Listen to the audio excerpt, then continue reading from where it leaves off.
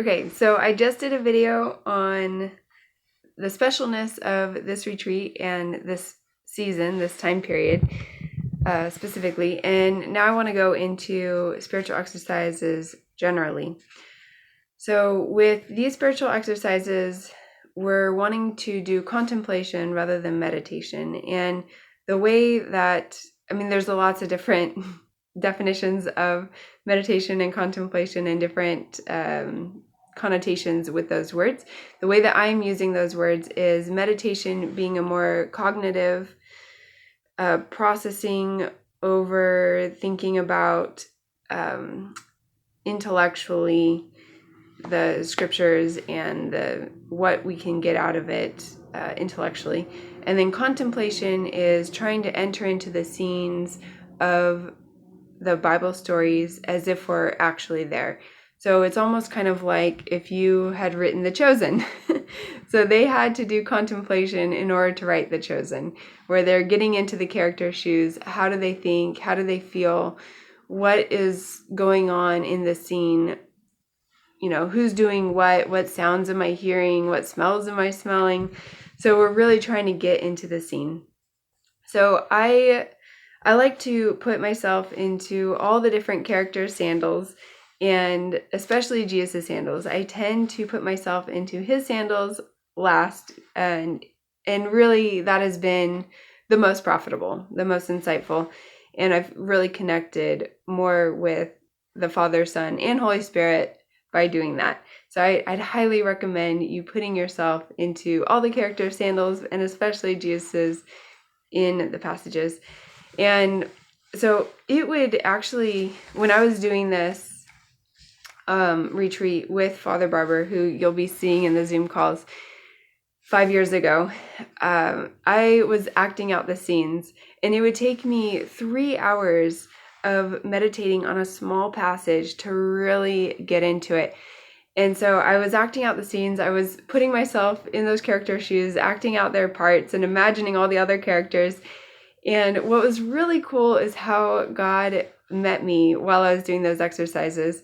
So I was, when I was acting out the Passion with the crucifixion, I was in this amphitheater and I was being Jesus on the cross. And as I was playing Jesus on the cross, thousands of crows came and filled the trees all around me. And I was like, oh my gosh, what is going on right now? Like, it scared me because I thought it was evil spirits, And later I figured God was just helping me get into the scene where I'm sure that when Jesus was on the cross, there was all kinds of crazy spiritual activity going on, and people were probably like, what is going on right now?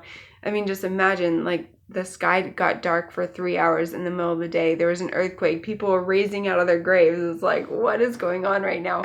So it was really cool that God met me by putting crows in the trees. And then also on the last day when I was contemplating the resurrection, I was in a different park, and there was a tree about 50 feet away, and thousands of doves came and filled this tree. I was like, I've never seen anything like this. And then a few minutes later, they all flew to another tree that was about 100 feet away, all of them. And then they all flew to the tree that was directly above me. So I gathered up my stuff because I didn't want to get pooped on, and I scared them, and they flew off into the distance.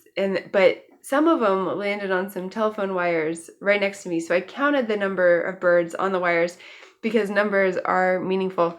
And one of the wires had 8 birds, the other wire had 9 birds. 9 represents the Holy Spirit, and 8 represents new beginnings. So that was just really special. It was the last day of the retreat to have God say, like, yes, this represents the Holy Spirit, and this is a new beginning for you. It was just amazing.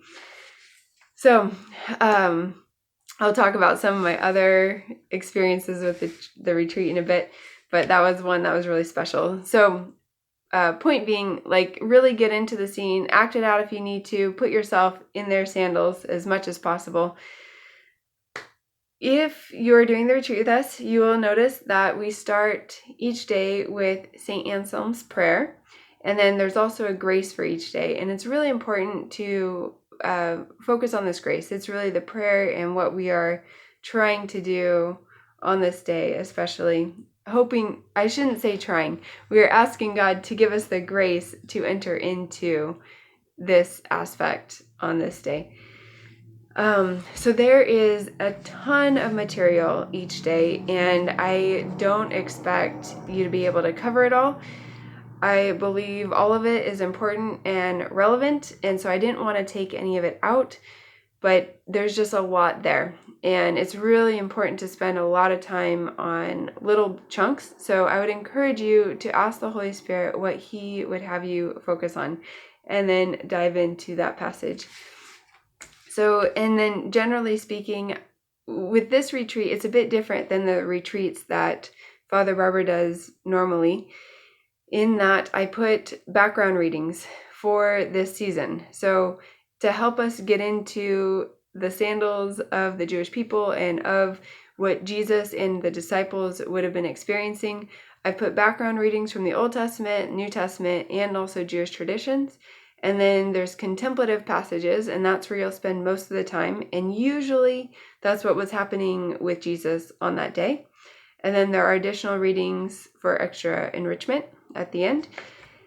And I mostly used the Passion Translation for the New Testament passages.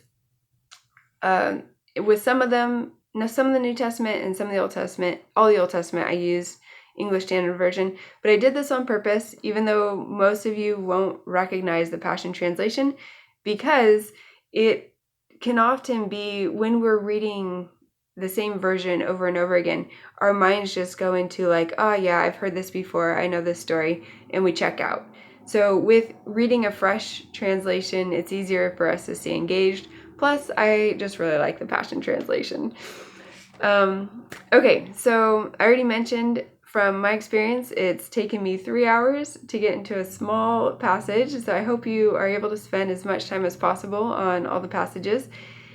And some of the results and blessings that have come from me doing spiritual exercises in the past generally is I have been able to connect more deeply with God. I mean, it's kind of similar to The Chosen, if you've seen it, where seeing it live and in person and feeling like you're there helps us to connect more with Jesus, with the disciples.